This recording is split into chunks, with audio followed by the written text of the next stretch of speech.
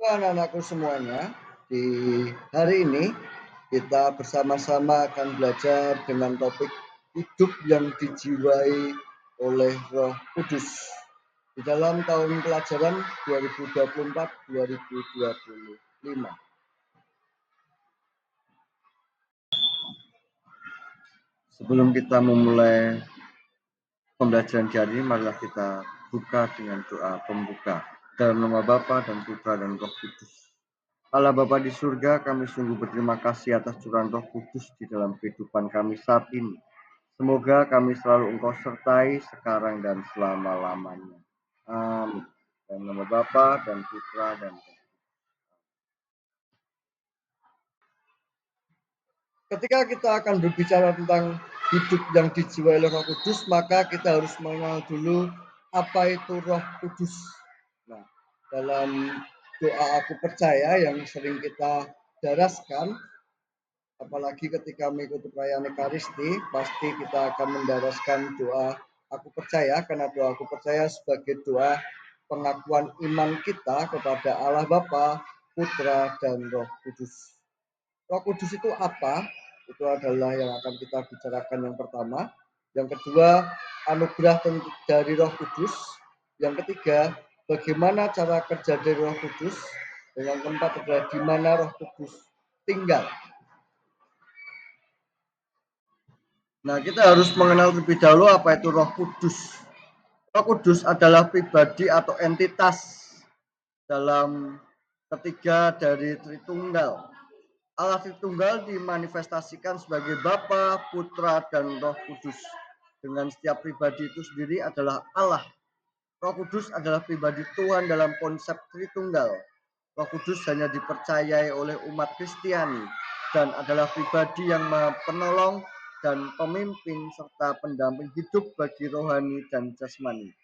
Dalam bentuk roh yang dijanjikan oleh Yesus Kristus sebelum kenaikannya ke surga, menurut ajaran Kristiani, seorang Kristen memiliki Roh Kudus di dalam dirinya, berdasarkan dalam surat pertama Rasul Paulus pada jemaat di Korintus bab 6 ayat 19 serta pada jemaat di Roma bab 5 ayat 9. Roh Kudus dalam perjanjian baru menjelaskan hubungan dekat antara Roh Kudus dengan Yesus pada kehidupan awal dan pelayanannya. Yang pertama, melalui kelahiran Yesus, dalam Injil Matius bab 1 ayat 18 disebutkan bahwa kelahiran Yesus Kristus adalah seperti berikut. Pada waktu Maria ibunya bertunangan dengan Yusuf, ternyata ia mengandung dari Roh Kudus sebelum mereka hidup sebagai suami istri. Kemudian yang kedua, melalui pembaptisan Yesus dalam Injil Matius bab 3 ayat 16 sampai 17. Sesudah dibaptis, Yesus segera keluar dari air dan pada waktu itu juga langit terbuka dan ia melihat Roh Allah seperti burung merpati turun ke atasnya. Lalu terdengarlah suara dari surga yang mengatakan, inilah anakku yang kukasihi, kepadanya lah aku tinggal. Kemudian yang ketiga, disebutkan bahwa kenaikan Yesus ke surga berdasarkan Injil Yohanes bab 16 ayat 5 sampai 7. Tetapi sekarang aku pergi kepada yang telah mengutus aku dan tiada seorang pun di antara kamu yang datang kepadaku, kemana engkau pergi? Tetapi karena aku mengatakan kepadamu, sebab itu hatimu berduka cita. Namun benar yang dikatakan ini kepadamu adalah lebih berguna bagi kamu jika aku pergi.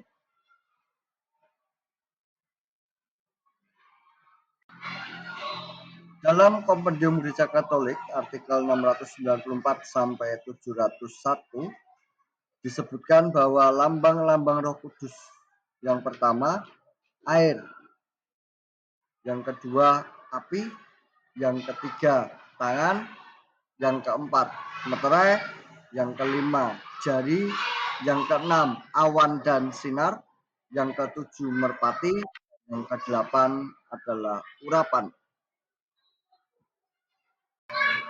Ada 7 karunia Roh Kudus di dalam Gereja Katolik yang dianugerahkan saat kita menerima sakramen Krisma atau penguatan.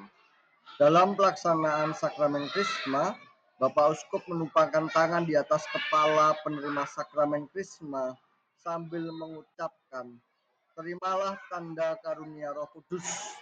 Tersebut juga tertulis dalam Kitab Hukum Kanonik artikel 880. 7 karunia Roh Kudus meliputi yang pertama kebijaksanaan, yang kedua pengertian, yang ketiga nasihat, yang keempat keperkasaan, yang kelima pengenalan akan Allah, yang keenam kesalehan, dan yang ketujuh adalah takut akan Allah. Roh Kudus yang bekerja di dalam diri manusia berdasarkan Injil Yohanes bab 16 ayat 4 sampai 15. Yang pertama, menginsafkan akan dosa, kebenaran dan penghakiman dari ayat 8 sampai 9. Roh Kudus juga menyatakan tentang dosa, tentang kebenaran dan tentang penghakiman. Roh Kuduslah yang memampukan para rasul untuk memberitakan Injil di tengah segala ancaman dunia. Kemudian yang kedua, memimpin kita pada sebuah kebenaran dari ayat 13 sampai 15. Roh Kudus melatih dan mengajar dengan cara memberikan pengetahuan dan instruksi untuk melakukan kebenaran sehingga mempunyai keberanian untuk menjadi saksi penyelamatan Kristus.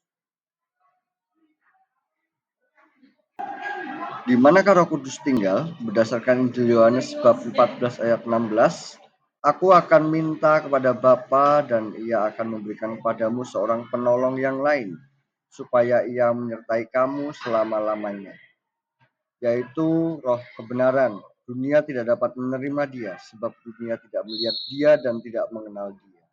Tetapi kamu mengenal Dia, sebab Ia menyertai kamu dan akan diam di dalam kamu. Perayaan Pentakosta selalu dirayakan pada hari Minggu ke-7 setelah Paskah, atau tepatnya 50 hari setelah Paskah dan 10 hari setelah peringatan kenaikan Yesus Kristus. Pentakosta memperingati turunnya Roh Kudus kepada para rasul dan murid-murid Yesus di Yerusalem. Dalam hal ini, dalam perayaan Pentakosta, Roh Kudus dilambangkan di atas kepala para rasul dengan lambang lidah-lidah. Demikian yang dapat kita pelajari di hari ini. Kita telah berbincang mendalami tentang hidup yang dijiwai Roh Kudus. Kita telah mengenal siapa Roh Kudus, kemudian seperti apa lambang-lambang Roh Kudus di dalam Gereja Katolik, dan 7 karunia Roh Kudus yang terjadi pada hidup kita, serta di mana Roh Kudus tinggal. Setelah ini, semoga kita semua selalu diberkati dan dicurahi oleh Roh Kudus. Tuhan beserta kita sekarang dan selama-lamanya. Sampai jumpa lagi di dalam pertemuan yang akan